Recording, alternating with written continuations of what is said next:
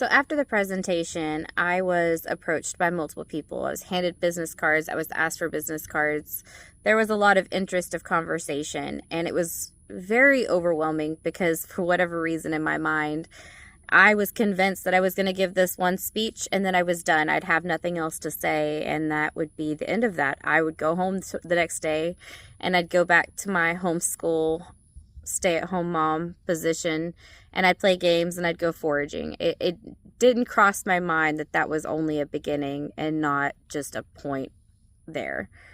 And so time progressed forward and it became the end of November, and two things happened.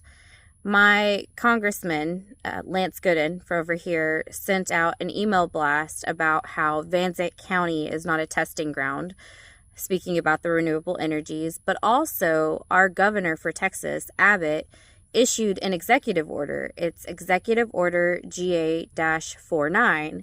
And in this executive order, it mentions specific criteria that I think everyone should really pay attention to here. I'm going to pull it up. Here is the Executive Order GA-49 or GA-49.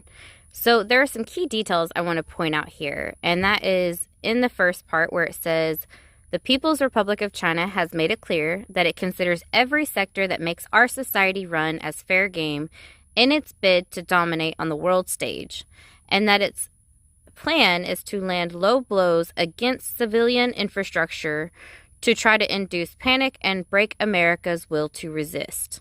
That is significant. And what I also find interesting is the points of cybersecurity here. If you see where in the green it talks about cybersecurity and critical infrastructure, and there have been prior incidences where they have done this with wastewater systems or water treatment plants, and this also pertains. Critical infrastructure includes our lights, our power, and China is stating right here that they are going to use it to harm us. This is in multiple documents, but this was released, as you can see here, the end of November 2024 as my journey is continuing onward.